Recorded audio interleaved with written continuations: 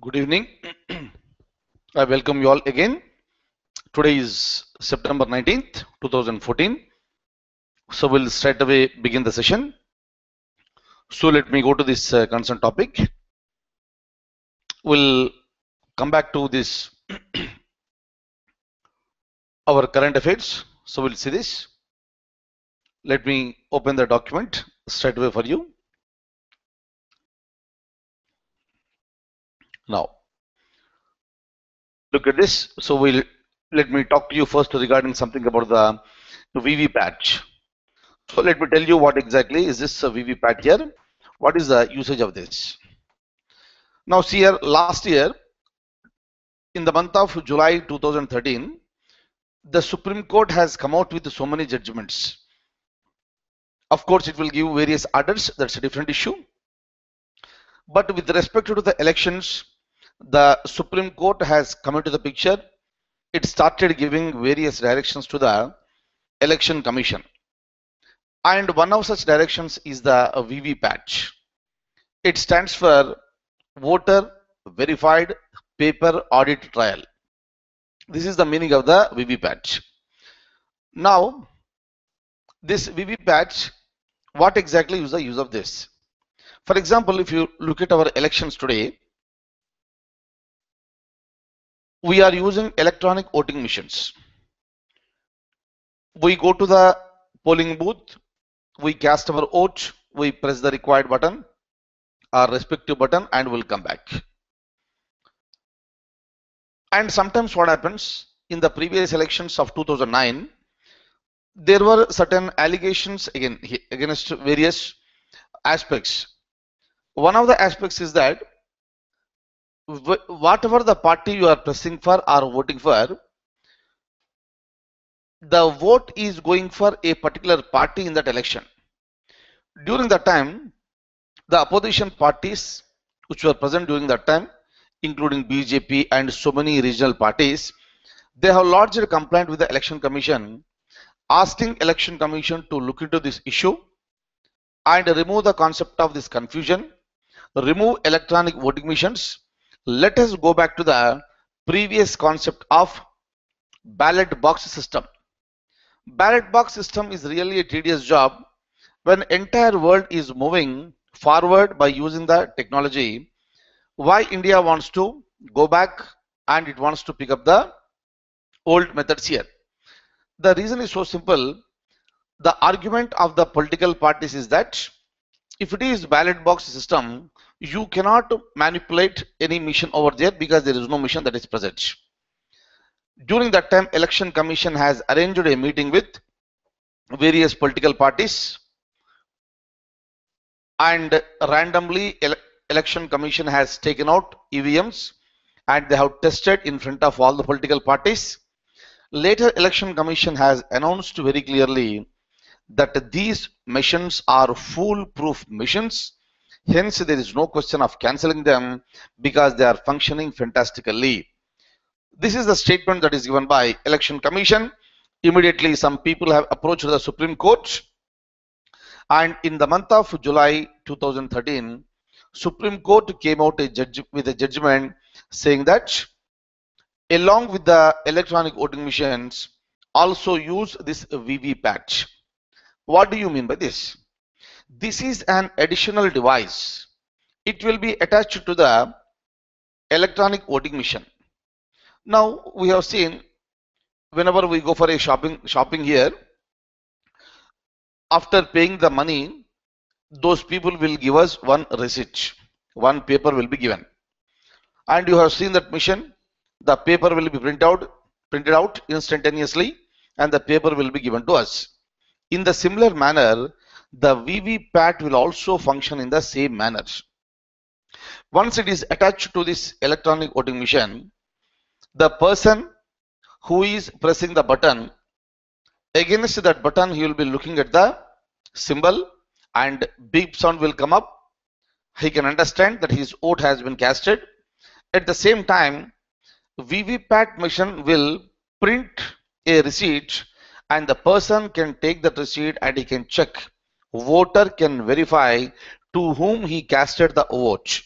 And immediately after that, he has to fold that receipt and drop that receipt in the ballot box that is present over there.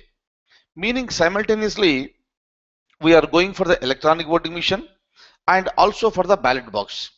This is the biggest advantage with respect to the VVPAT. But the cost that is incurred with respect to the VVPATs is very, very huge. Hence, Election Commission requested the Supreme Court that we cannot bear so much of expenditure at this stage. But on trial basis, this VVPAT was first used in Nagaland by-elections. Later, in some of the elections also it was used. But in the year 2014, when we got the Lok Sabha elections, so because the election was happening in a very, very huge range, it was difficult for Election Commission to arrange the VVPATs. But probably by next general elections of Lok Sabha in the year 2019, the VVPAT concept is going to come into picture to the fullest possible extent. This is number one. But why I am talking to you now? It is because next month we have already understood Haryana and Maharashtra are going for the elections. And in those elections, Election Commission is planning to introduce for the first time in Maharashtra and Haryana elections the concept of this VVPAT, so that if there are any possible errors that may be rectified over a period of time. Hopefully, it's a very, very, very good concept. We are implementing this on the directions that are given by the Supreme Court. And once again, we are thankful to Supreme Court with respect to this VVPAT. That is the reason it is there in the news. Kindly remember one point. Where VVPAT was first introduced. It was first introduced in 2013 in Nagaland elections, by-elections. I'll show you the document. Next document, we'll go to the next topic. Or let me show you these points here. VVPAT stands for Voter Verified Paper Audit Trial. It was first used by the Election Commission in 2013 during the assembly elections in Nagaland. For the first time, VVPAT is also going to be used in 13 assembly constituencies of Maharashtra elections. That's the reason it is again there in the news. I'm pushing myself to some other topic here. Now, look at the heading. The power and water was cut to the ex-MPs. Now, so what exactly is this here? Now, generally what happens is that we have the concept of elections, maybe for the Lok Sabha elections and the Rajya Sabha elections. And these are the people, once they got elected, they are expected to attend the parliament session periodically. So they will be provided with the official accommodation. And the government will give the permission. As long as they are the members of the parliament, they are permitted to stay over there. And after some period, maybe after 5 years for Lok Sabha, after 6 years for Rajya Sabha, so again the person may be asked to contest in the elections. If he wins in the elections, again he can continue to stay in the same accommodation. But if he loses the elections, what happens? Because he is no more the representative, he has to vacate the house at the earliest after the announcement of the results. Otherwise, what happens? The government will try to interfere. It will send the notice to the concerned MPs to vacate the house immediately. And as far as the politicians are concerned, we expect that these are the learned people. They are expected to vacate the house at the earliest so that the elected members will be occupying those positions. Otherwise, old members, ex-members of the parliaments, they are staying in the accommodation, and the new members of the parliament, they are staying without any accommodation. That's the reason why they are expected to vacate. But there are some members of the parliament, maybe the senior people or the junior people here, irrespective of that one, they are expected to vacate, but brazenly they objected for the vacation and they are just continuing in the concerned accommodation. One of the important persons is this Ajit Singh. He is the son of former Prime Minister of India, Charan Singh. Another person is Muhammad Azharuddin. He belongs to Congress party. And another person is Jitendra Singh. These are the people. So even after the repeated notice also, they are not vacating the houses. So kindly remember why I am talking to you. These are the representatives of the people. If they don't follow certain rules and regulations, then who will follow this? The government of the day took it very seriously, and for these people, even after the notice has been issued, because they have not vacated, the power supply was cut and the water supply was cut. But when it comes to Mr. Ajit Singh, the followers of Mr. Ajit Singh, they have protested vehemently against the decision of the government. They did not fight for their rights. They did not fight for the food grains or any other thing or the schemes. But unfortunately, so many people, they have come onto the roads to protest against the government to allow Ajit Singh to continue in the same house, so that will be the concerned house will be designated as the museum for this Charan Singh, the former Prime Minister. But Supreme Court orders are very, very clear. No house should be transformed into any museum, just like that. That's the reason why the matter has become very, very serious. Even Ajit Singh also started demanding that he wants to stay back over there, because for quite a long period of time, for more than 30 years, since the time of his father, so they were staying in the same bungalow and he wanted to continue there. But he lost the elections recently. That's the reason why he was asked to step down. This is what happened yesterday. But today's development is that after coming under pressure, Mr. Ajit Singh, leader of RLD, has accepted that he is going to vacate the house before September 24th. He is a learned man. He is a very, very senior person. He should have done the same thing on day one when he received the notice. Unfortunately, they created lots of controversy. People came onto the roads without any knowledge of what exactly they are doing, and they are being misled by some of the political leaders, unfortunately. Now, so that is the story with respect to the former MPs. Let me show you the document here. Ajit Singh, you must be knowing this man. So he is the leader for Rashtriya Lok Dal, RLD. Muhammad Azharuddin, he was a former cricketer, you must be knowing. So he got elected last time from Moradabad of Uttar Pradesh. And this gentleman, Jitendra Singh, these are all the ex-MPs and expected to vacate their government buildings. As they are not vacated, even after serving the notices, New Delhi Municipal Council initiated the action and power and water supply was cut. Look at this next point. If you can look at this very clearly, read out. I explained you already. Ajit Singh and his supporters maintained that if the government does not convert the house into Charan Singh's memorial, they protest and disrupt the supply of power and water to Delhi. Look at the brazen statements that are given by these people here. Absolutely shameful, because the government has cut the power to their houses, cut the water to their houses, which are being occupied illegally by them, and the followers said that they are going to disrupt the power and water supply to Delhi here. Even after that one, at least Ajit Singh could have come out and said certain things, and he should have stopped his followers to do and act and speak in such manners. Unfortunately, yesterday he did not do that, but today, look at the last statement here. On September 19th, 2014, Ajit Singh announced that he will vacate the house by September 24th, 2014.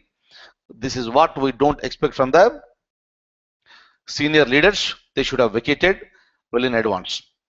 Now look at this another point here. So this is another brazen activity. We have already seeing into this one here. ISIS beheads another person. This time, this person is the UK aid worker David Haines. He was beheaded by ISIS. Unfortunately, so this is what is happening. In the previous classes we have seen already 2 people have been beheaded. And before I go here, let me come to this. Today, the latest news is that Australia is also one of the countries where there is a threat of this ISIS. And in Australia, very soon we are going to have the G20 summit. That's the reason why there is a possibility of the terror attack by ISIS in Australia. It seems that some terrorists have already entered into Australia, but today Australian police have stopped the ISIS terrorists in killing a civilian. A civilian was supposed to be beheaded today in Australia, but because of the dynamism shown by the Australian police, he was survived. So this is how the terrorist people will act, capturing the people, beheading the people. Very, very, very, very unfortunate things that are happening throughout the world. Of course, United States of America, UK and other countries, including India, we have protested against this, but that should come to an end as early as possible. There is no place in the world as far as the terrorism is concerned. Terrorism will disrupt the whole system, whole peace, law and orders. Now, let me come back to this statement here. Look at this. The video was released by ISIS that is entitled, this is the ISIS, please. Let me remove this. Yeah, ISIS, entitled A Message to the Allies of America. The Prime Minister of Britain, David Cameron, and the President of United States of America condemned this. Everybody will condemn this. But where is the end? Where is the end to this terrorism? That is the biggest issue. Now, look at this next one. So again, this is there in the news. This is so-called NFSA, National Food Security Act. Now, see, basically in India, we have a concept called public distribution system. Under this public distribution system, the people are given the food grains at the cheaper rates. These are the people who are living below poverty line. That concept is present in India for quite long period of time. But for quite some period of time, since the UPA government has come into the picture, they are planning to introduce a concept called National Food Security Act. Under this particular act, 67% of the population in India will be covered under the Food Security Act. This is just like right to food. So the government's responsibility is to identify the people, needy people, and under compulsory arrangements, the people will be provided with the food grains. And after working for a long period of time, the UPA government could pass this bill and it became an act exactly 1 year before, that is in the month of September 2013. But even today also it was not implemented. That is a very, very unfortunate thing. But very frequently the government is talking about this. That's the reason why National Food Security Act is very much there in the news. Now let me open the document here. Look at this. It became an act on September 10th, 2013. So this is one point. Next, in June 2011, look at this. The government started SECC.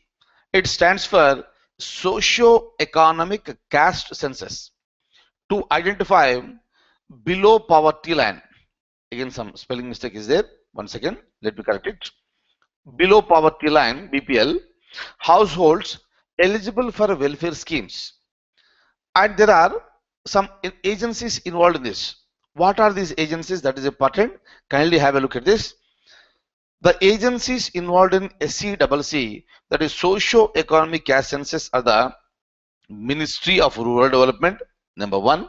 Number two is the ECIL, Electronic Corporation of India Limited. And ECIL worked as the nodal agency. And this has provided for enumeration devices and also the data entry operators. Without having the information, without storing the information, how do you provide the food grains? And that responsibility was performed by Ministry of Rural Development and the ECILs. And apart from this, the state level officials also involved in this. Of course, without the support of the state governments, the schemes will not be successful. Next, regarding this point, I think I told you already, e-cabinet, let me not spend any time here.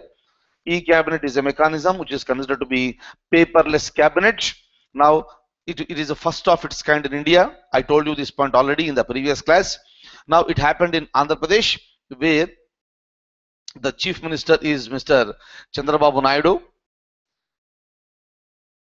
And of course, this man is a politically very senior gentleman. He also served as the chief minister before for a period of 9 years to Andhra Pradesh, and for the last 10 years he was away from the power, because in Andhra Pradesh it was Congress party which was there in the power. But otherwise, Chandrababu Naidu has been credited with the development of the technology in Andhra Pradesh. That's the reason why, so whatever the technological development that happened in Andhra Pradesh, so the Telugu Desam party, so we'll give all the credit to this Chandrababu Naidu. Of course, that's a true point, that's a difference. Now, the gentleman, he became the chief minister again for Andhra Pradesh. Of course, it was not the same old Andhra Pradesh. It has been bifurcated. And after bifurcation, this gentleman became the chief minister for Andhra Pradesh, and he started using his technological brain. And for the first time in the history of India, e-cabinet was arranged. Otherwise, in the cabinet, so we talk so much about the so many papers, and this is a mechanism to avoid the papers. It's one of the very fantastic things, and hopefully the same thing will be adopted by various state governments and also the central government. Next, I'm coming to the next topic here. Now let's see what is this India and China. So we'll try to understand here. So when it comes to this India and China, these are the two very important countries in the Asian region. Always we say that there is a threat to India from China, and the analysts will also say very clearly that the biggest enemy for India is China. And India also, every time we criticize China, saying that the Chinese army is intruding into the Indian area very frequently, and in the recent times it has become very frequent one, which is considered to be unnecessary disturbance to the India and the people who are living in the border areas. That's the reason in the recent news also we come across with this concept very regularly. And if you look at the president of China, so he visited India, and if you look at the whole history, this gentleman is the third Chinese president to visit India. His name is Xi Jinping. Let me tell you one point here. This is, the spelling is Xi Jinping. Yesterday what happened, yesterday night here, in Doordarshan, unfortunately, the news reader has pronounced it in a wrong manner.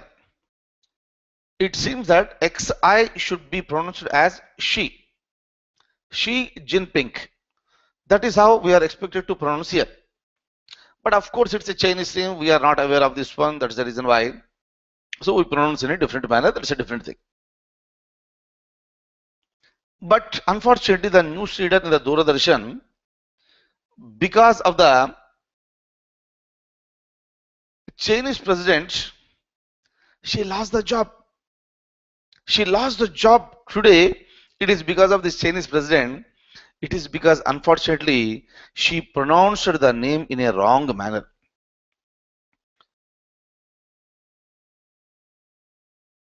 It is really, if you look at this, it looks very, very funny, but unfortunately, she lost the job here. Why? Let me tell you. If you look at this XI, the news reader was thinking that it is the Roman letters. XI, that is 11. She was thinking it as 11.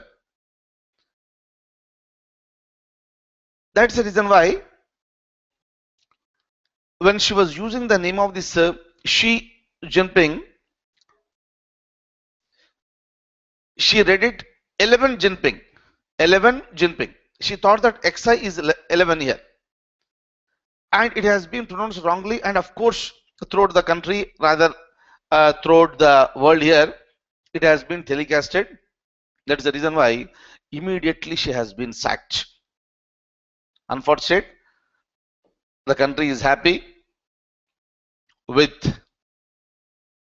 visit of the Chinese president. Good. The bilateral relations will be strengthened, hopefully. But unfortunately, one of the employees has lost the job. Hopefully, Doordarshan should excuse her and she has to be taken back into the job. And we expect that very, very sincerely, because otherwise, we are very happy with this visit of this gentleman. But losing somebody's job in India, so we don't appreciate. Clear, hopefully she'll be taken back very, very soon. But otherwise, let me tell you some of the points here. With respect to the Chinese president, so he's very much visited India, and Prime Minister Mr. Narendra Modi and entire team, so they have spoken to this Chinese president, and there are various issues which are present between India and China, and the biggest issue is the Chinese army incursion into Indian region very, very frequently. And recently also, there is an incursion and lots of Chinese army, they started trying to enter into the Indian region, but Indian army stopped them very strongly. But unnecessary conflicts will lead to the disturbance between the relations of the two countries here. So during the meeting, the Prime Minister has raised his voice very seriously, it seems, and he asked the Jinping to look into this matter. And immediately after that, we got the information that the Chinese army went back. This is what is announced very officially by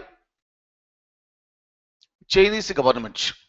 And the news is also very, very clear. The Chinese army went back and it was a good sign. But again, today morning they went back, today evening again.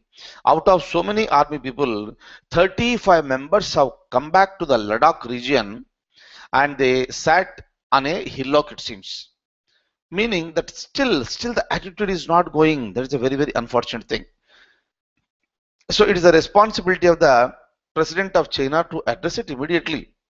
Otherwise, on one side you are coming here, you are sitting on a swing along with our Prime Minister. You people are nicely speaking, nicely enjoying, but on the borders we are suffering. They have to take very, very seriously. But apart from this one, when this Chinese president was coming to India, there was an expectation that this gentleman is coming with the proposals of the huge investment in India. It was supposed to be more than $100 billion. But when it comes to the reality, it is only $20 billion that is going to be invested by China in India. I'll show you the document now. I'll just share these points with you. Altogether, 13 agreements were signed between India and China. Hopefully, the relation should become very, very stronger. There should not be any misunderstandings. Let's cooperate with each other so that there will be a possibility of the mutual development. What are those agreements? I'll tell you now. I'll show you the document. Look at this. Now, the president of China, Xi Jinping, is on a visit to India. He is the third Chinese president who visited India, and of course, so he came along with the first lady, Peng Luyan. She went to some schools, she spoke to the people here, and she entertained the people nice, and the students who met her. So they expressed lots of satisfaction with her. They were so enthusiastic to see her. It's a very, very nice thing that rather. Now look at this.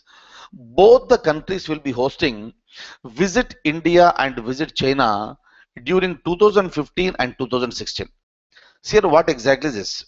Now, so in order to strengthen the bilateral issues there, it is not just being the friends here. We need to cooperate with each other. For example, if you look at India, every year 40 lakh foreign tourists are coming to India. From abroad, 40 lakhs people are coming, they are moving in India and they are going away. But when it comes to China here, the number of visitors is 10 times more than that of India. Obviously, so it will be more advantageous for this China here.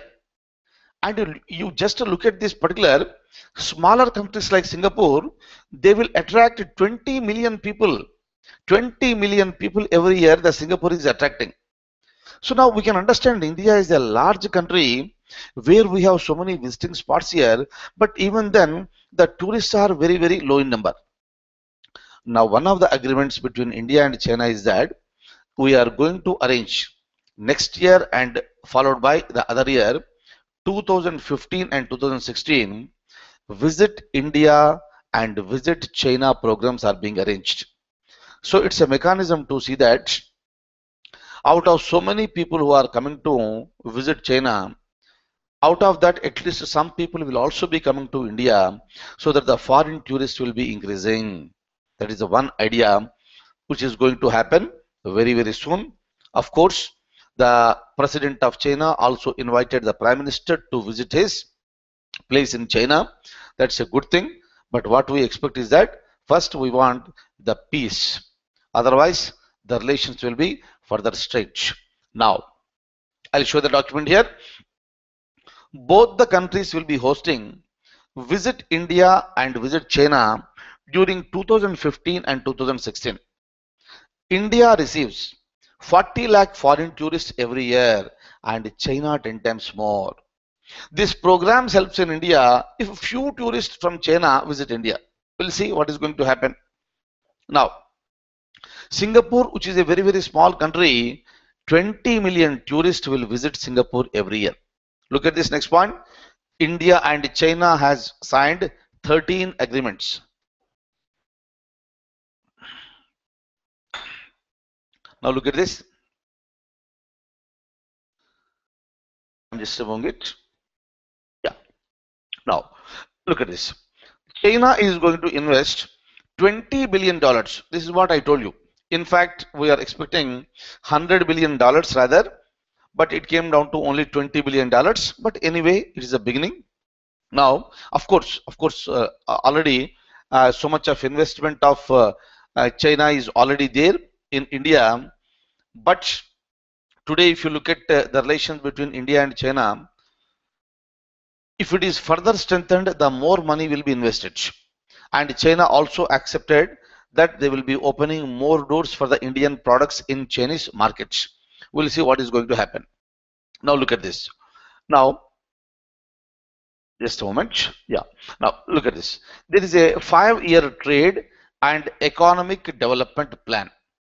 Number 2, modernization of railways.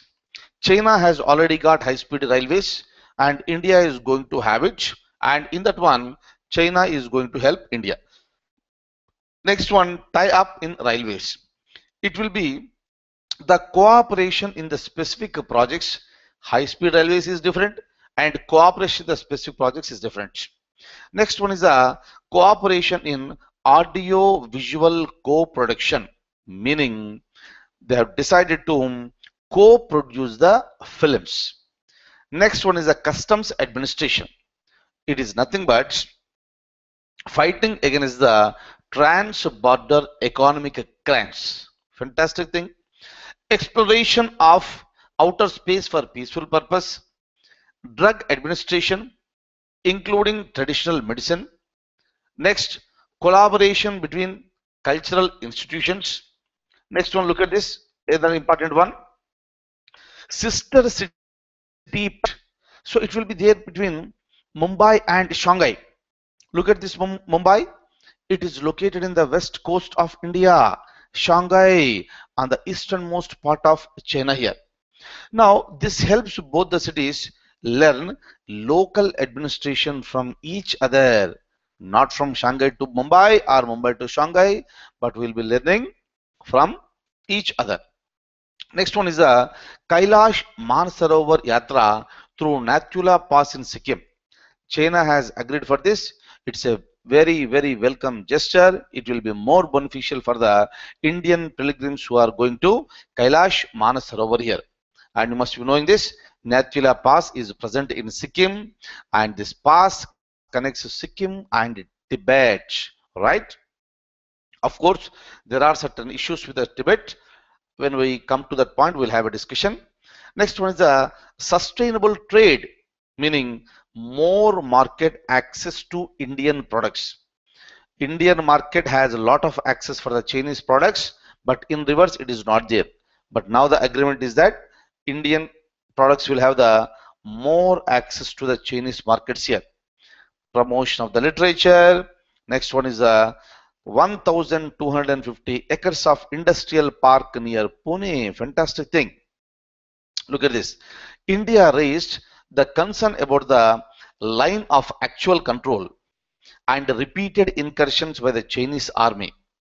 The boundary that separates India and China is the line of actual control. You know already this. Next, look at this. The Prime Minister has raised the issues of the dual stapled visa policy and trans-border rewards, and the President of China did not respond to that. Here you must have heard about this one. It is a stapled visa policy. When it comes to the people from Arunachal Pradesh or the people from Jammu and Kashmir, whenever they want to visit China, and you know how exactly the visa will be there, that is one of the papers in the passport where it will be stamped by the Chinese embassy, that is nothing but giving permission to India to visit China here. But when it is coming to Arunachal Pradesh, since the beginning the China claims that that area belongs to China. Of course, India is opposing since the beginning. So that is one major issue that has to be addressed at the earliest. So in order to claim that it is a part of the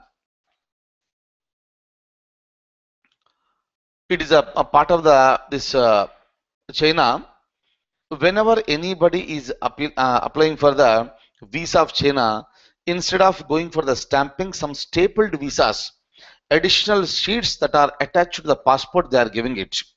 So we have taken it very, very seriously. And if you look at within China, let me complete this point. Within China, they have a problem with the Taiwan and they have a problem with the Tibet. China always maintains that these two are also the integral parts of the China here. That's the reason China always say entire world should recognize China as one China and one China policy. And recently you might have seen the Foreign Affairs Minister of India, Sushma Swaraj, she also maintained the same thing here. We recognize you as one China, you also recognize as one India. Meaning China always looking at India out without Arunachal Pradesh. This is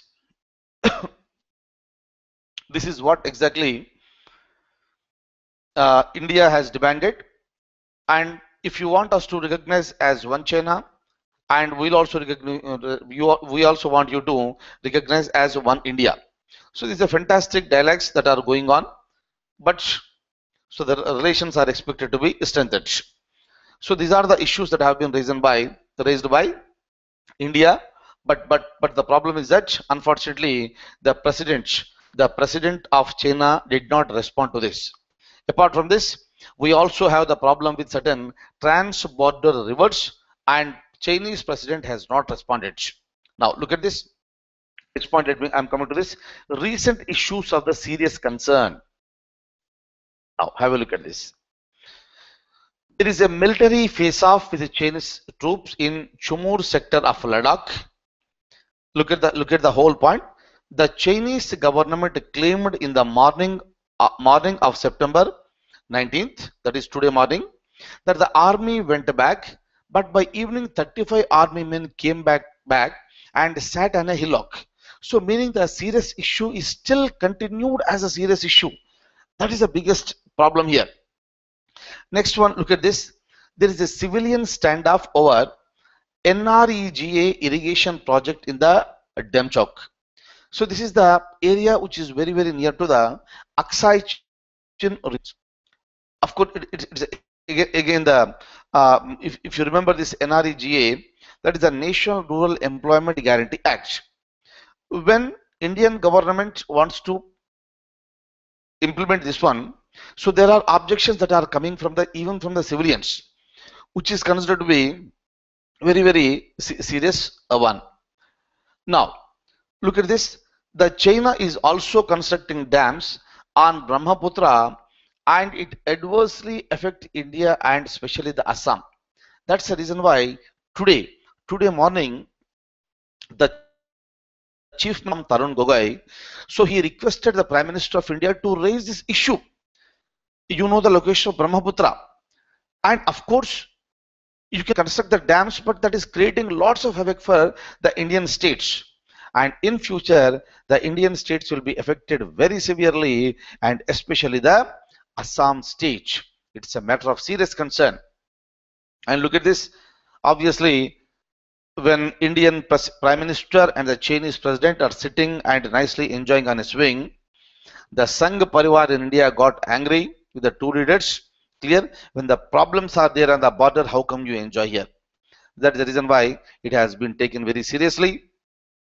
And kindly remember, so this is with relation to the so-called this China, and so many issues will be there, so many points will be coming up in future, but this is the certain things. We'll be adding all these issues whenever it comes to our notice here. Now let me talk to you another concept that is related to Bangladesh. Just like we have various issues with the Pakistan, and just like we have various issues with the China, we also have various problems even with the Bangladesh. Of course, Bangladesh is a very small country. You know the location. If you want to have a look at, please have a look at the map. And up to the year 1971, this Bangladesh was called East Pakistan and part of Pakistan. But in the year 1971, there was a war and Bangladesh was liberated. Of course, India also played an important role in that one. And finally, the name of East Pakistan has been changed to Bangladesh, and that is what the today's Bangladesh here. Since it is our neighbor, obviously, again, some border disputes are also there. But there are so many issues where they are continued for quite long period of time. There were so many visits from Bangladesh. The leaders have come to India. Indian leaders have also visited the Bangladesh. But most of the issues are still unsettled. That's the reason why today the foreign minister of Bangladesh has visited India and is going to spend some time in India. Along with him, he also got a team with 7 members. 7 senior officers, so-called the secretaries. So they are also there in India today. They are going to discuss various issues with India. I'll just show you the list within a short period of time. First, they will be meeting the Foreign Minister of India, And of course, appointments are also there with the President of India and also the Prime Minister of India. But what should be the outcome? So that is important here. But the new government has come into the picture in India. That's the reason why certain things are happening very fastly. I'll show you the document. We'll have a discussion on Bangladesh. Look at this. It was called East Pakistan. There are so many issues pending for resolution. Look at this. So since the beginning, the Bangladesh is claiming that Bangladeshis are being killed by Indian army on the borders. That is one of the serious issue what we are facing here. And today, of course, India denies it. That's a different thing. But when it comes to India today, there are so many Bangladeshi refugees. They are living in India. Indian government has provided accommodation.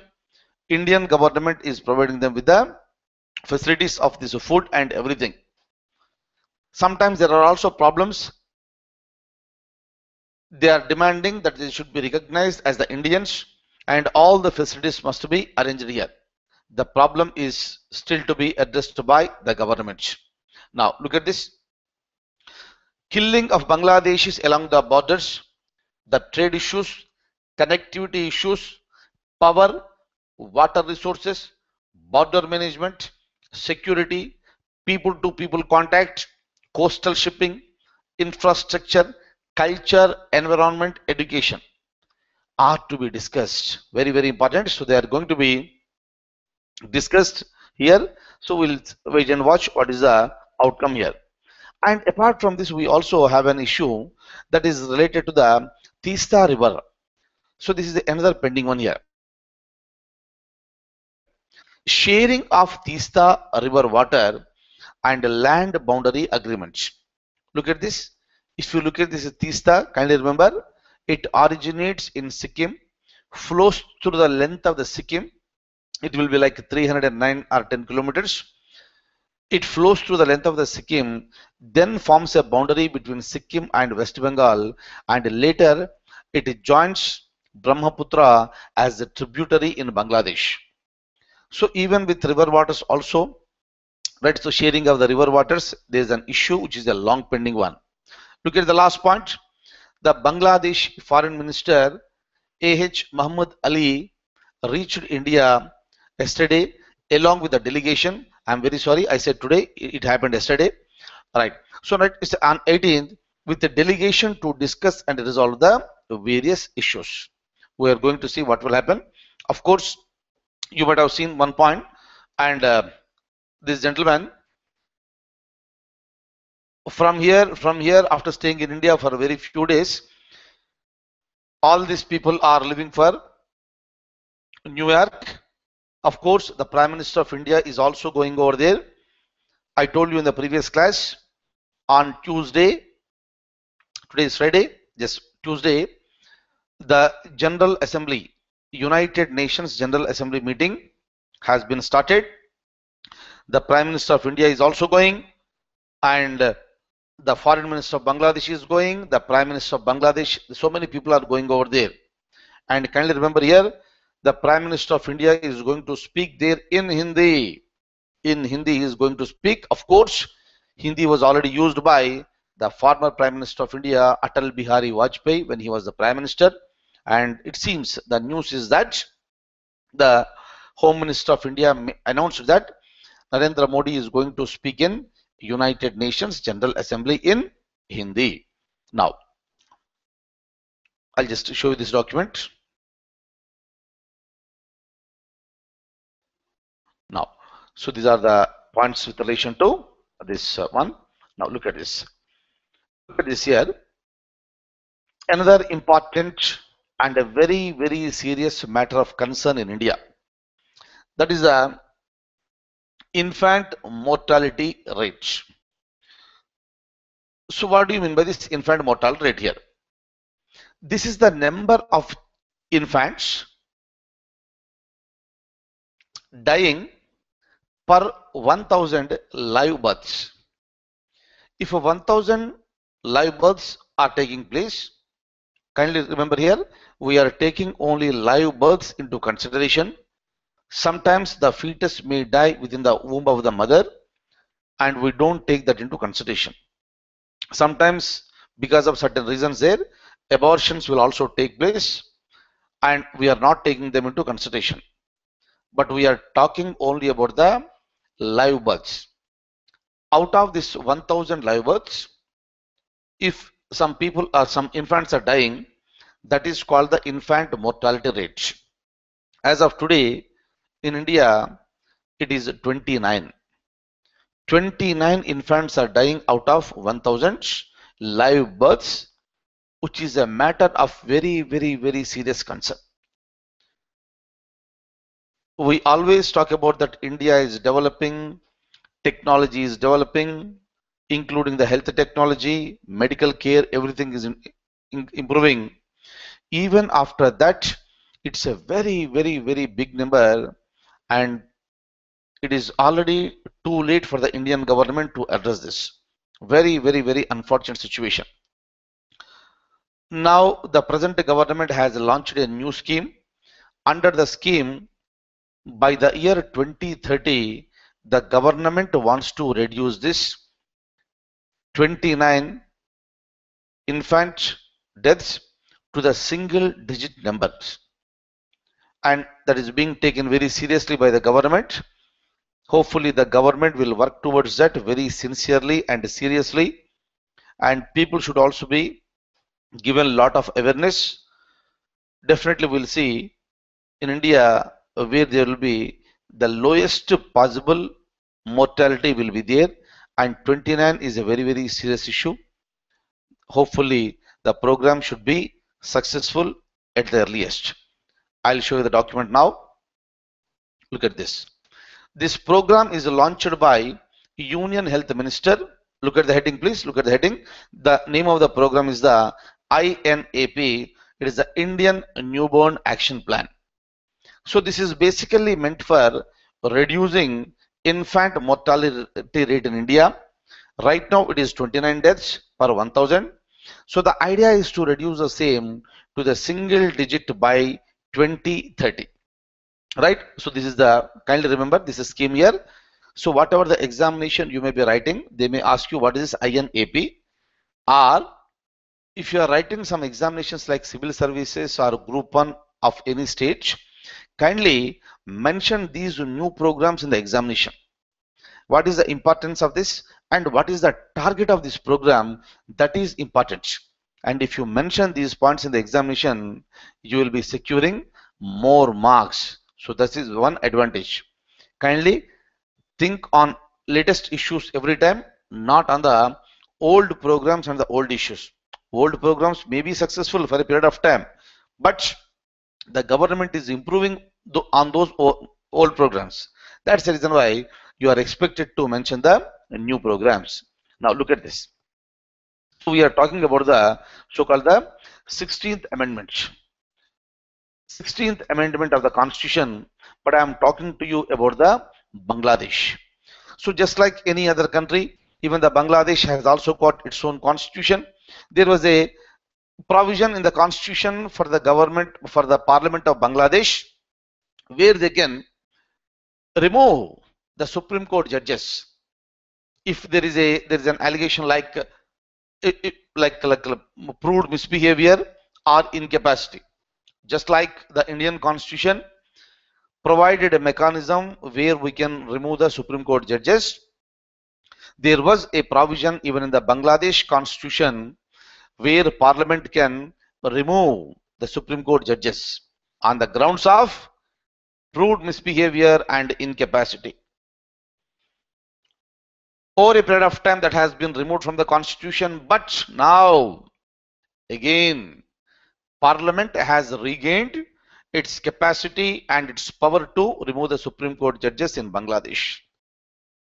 Of course, the judiciary has protested against this, but even then the Parliament went ahead. Now the Parliament can remove the judges of the Supreme Court in Bangladesh. So that is the idea.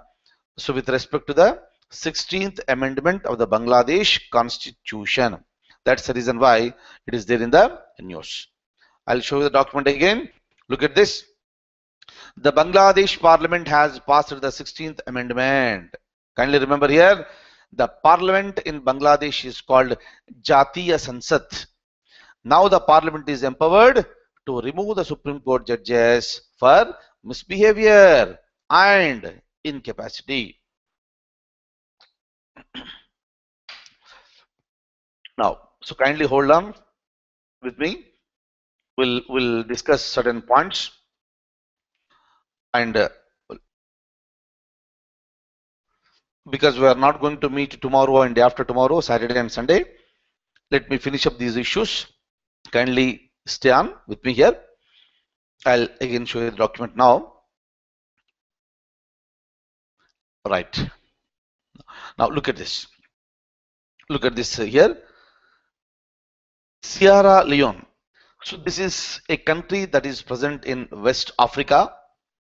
It is one of the countries which is very seriously affected by Ebola virus now.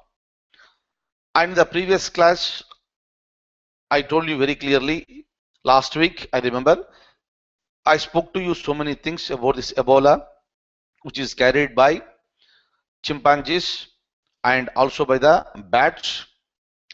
And once affected to the people here, there is no cure and most of the people will die. The prevention is the only cure here. That's the reason why we have discussed that. Some people have come to India from African region. They were screened very thoroughly. Otherwise, it is really very dangerous and communicable disease. Even through the body liquids also it will be communicated and it will be contagious. That's the reason why if a person dies of Ebola, even the body also should not be touched, because Ebola virus is also present in the fluids of the dead body. I told you all the points. Now, if you look at this country which is present in the West Africa here, it's very rarely happen. So it has imposed self restrictions on them for completely for a period of three days here. That started last night 12 o'clock. On Thursday night 12 o'clock they have started, and they have imposed the self restriction that nobody will be moving from their houses out. So it will happen very rarely, rather first of its kind. So that what happens is that if they don't move, they'll be stopping the movement of the virus also. So with that idea, they have decided, and it is going on. It is a self-imposed restriction with respect to this nation. Look at this. So this is the country that is located in West Africa. It is one of the countries that is being affected by the Ebola. The 3-day lockdown has been announced to contain deadly spread of virus. And does it affect the economy of the West Africa? Kindly see here. Obviously, what will happen whenever such type of diseases are coming up very frequently, definitely the economy will also be affected. Other countries don't show interest to come here and invest. That's the reason why it's a matter of serious concern. Of course, entire world should also help along with the World Health Organization to contain this disease. Next one. What is it we have written? Yes or no? What is yes or no? I am talking to you about Scotland. Look at this. If you look at this, the Scotland, which is a part of UK for more than 300 years, it went for a referendum on September 18th, yesterday. Yesterday it went for a referendum, and some of the people in the Scotland, they are demanding. First of all, look at this. Look at the point number 2 here. When we talk about the UK here, it is England, Wales, Northern Ireland and the Scotland. These four areas put together is called the United Kingdom. That is the Great Britain. Now, for a quite long period of time, there is a demand in the Scotland that they wanted to get separated from the United Kingdom. And later, the UK has agreed for the referendum, and the whole world was waiting for this referendum to be conducted. But most of the people in the world, including very important leaders like United States America President, nobody was interested for the separation here. Obviously, that will be affecting the economy also. Hence, Nobody was interested, including the Prime Minister of UK. But there was a referendum that was conducted, and fortunately, the people have voted for the union. A referendum was conducted. So many people who registered to vote. There is nothing like voting here. Either you support for separation or not. And majority of the people have voted for no separation, and that is the reason why the referendum was conducted. Today itself the result was announced, and the voting rejected the breakup of Scotland. Look at this, 55.25% voted for the union, and the remaining have voted for the separation. Since the majority is larger for union, so the Scotland is going to remain as a part of the United Kingdom. Right. I'm going to the next line here. So this is another gentleman, mandolin U. Srinivas. Mandolin is an instrument, musical instrument, and it has become a surname for this great man, Mr. Srinivas here. Most of the times here, so in Karnataka, it's called Carnatic music.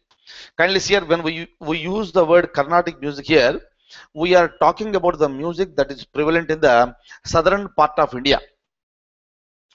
And there are so many people, of course, for quite some centuries in this region, this Carnatic music is prevalent. And this gentleman, he used the musical instrument mandolin in Carnatic music here. That's the reason why he has been recognized and he has been given. People started calling him with affection as Mandolin Srinivas. Otherwise, his full name is U. Srinivas. He is just 45 years. Good man. He also was awarded with Padma Shri. Unfortunately, today morning, this gentleman passed away. Right, he was suffering from this liver problems, and very recently, liver transplantation also took place. And doctors said very clearly that he is fine. He is fine, and he will be all right, and he'll be back soon. But unfortunately, today morning, the news is that this man passed away. It's a big loss for the nation here. Good man, very known person, renowned person there. The problem is that he's very, very young. Unfortunately, India lost one good person here. Now, let me show you the document here. Now, look at this. His full name is Uppalapu Srinivas. He introduced mandolin in Carnatic music. He passed away on September 19th, 2014 in Chennai, today morning. He was honored with Padma Shri in the year 1998, and he was also on the award Sangeeta Natak Academy Award in 2010, very recently. And he was undergone the liver transplantation. He was 45. Kindly remember this gentleman's name. Unfortunate, passed away. Kindly look at this point here. Carnatic music is associated with the southern part of India. It's mostly vocal. This is mainly sung through the composition and especially through the kriti, that is the kirtanam. In kirtanams, this mandolin will be used most of the times here. And when it comes to the Carnatic music here, you must be knowing this very, very famous name here, Purandara Das.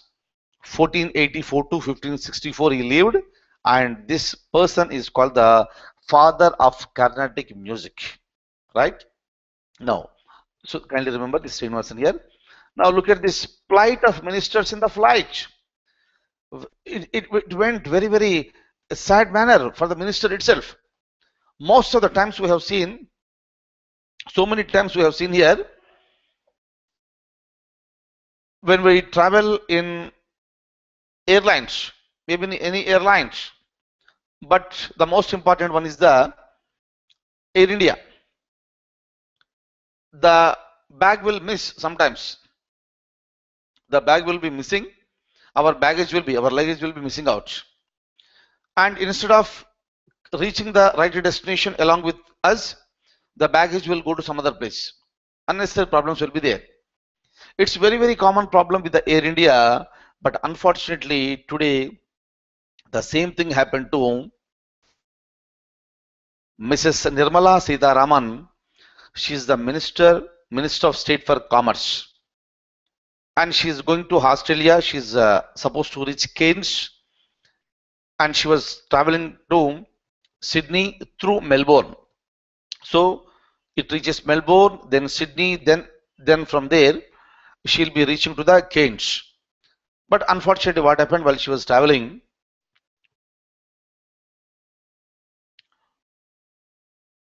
this luggage was taken out in Melbourne. Of course, she was not aware. Definitely, nobody will aware of that. But when she reached Sydney, then there was a realization that the luggage is missing. Then, of course, that's why she expresses concern for this one here.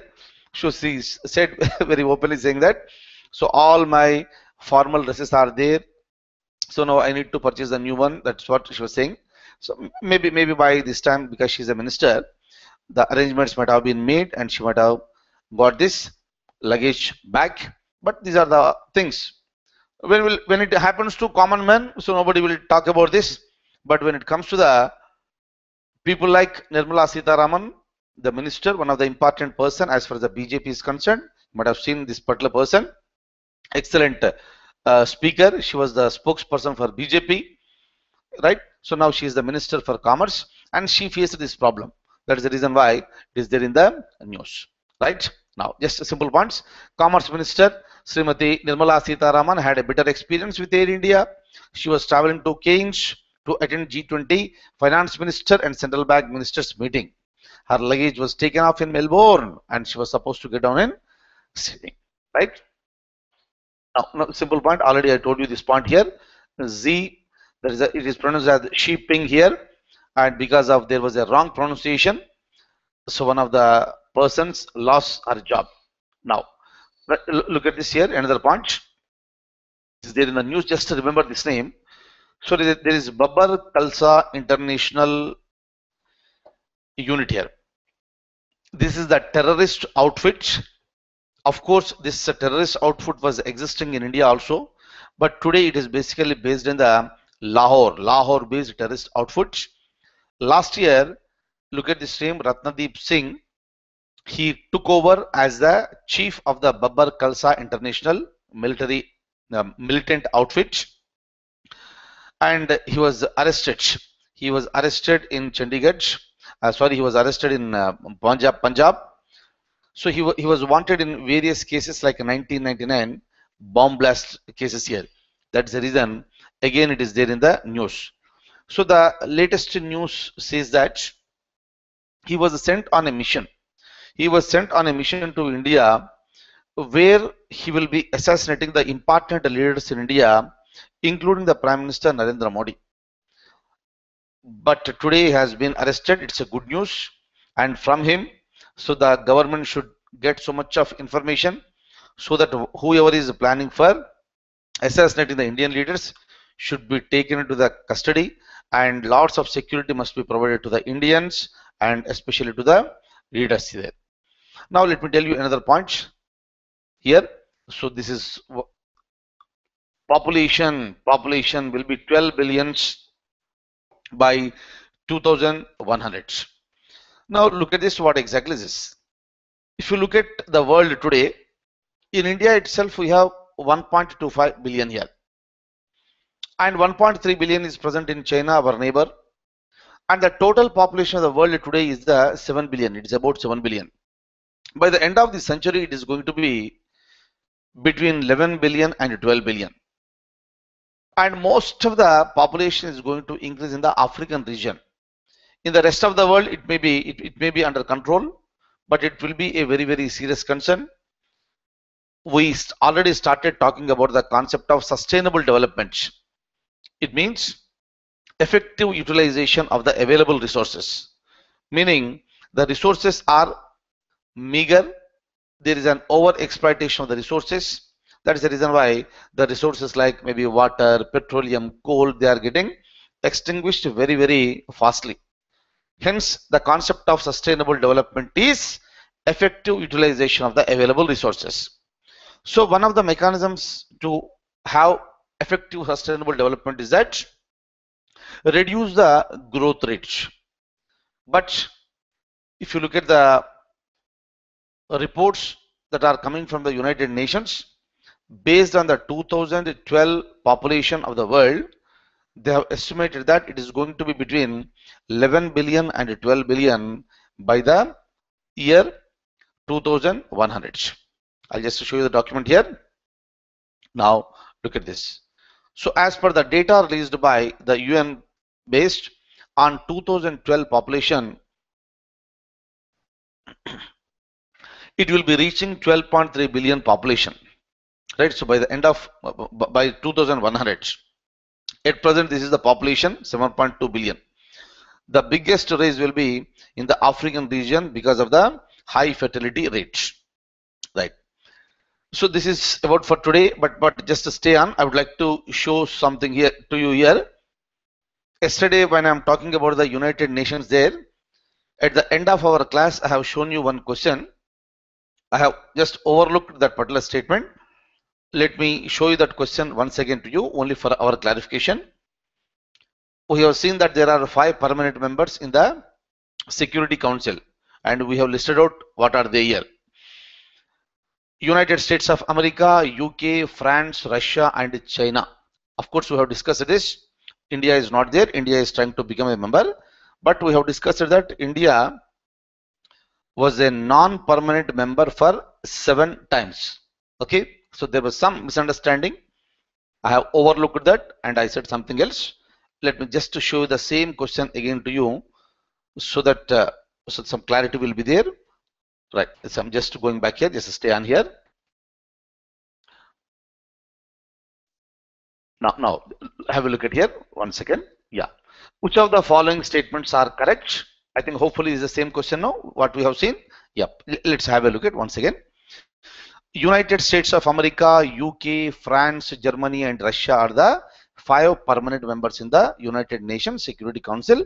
Yesterday also we said that it is wrong because Germany is not there. Instead of Germany, I need to have the China. Hence, statement A is wrong. Next, second point we have seen, the non-permanent members in the Security Council are elected for 2 years. Yes, we have understood. Yesterday we have seen. This is also the correct point. Next, if you look at the C here, India is the non-permanent member of Security Council for 7 times. Yes, that is also correct. So B and C are correct for me. And when it comes to D, this is the same statement we are using here. India became a permanent member of the Security Council on January 1st, 2011. The statement itself is wrong. Hopefully I'm clear. The statement itself is wrong because India did not become a permanent member. India was a non-permanent member for 7 times. So obviously here it should be A and D are wrong. My answer should be obviously B and C. Hopefully I'm clear. Now, so kindly remember this.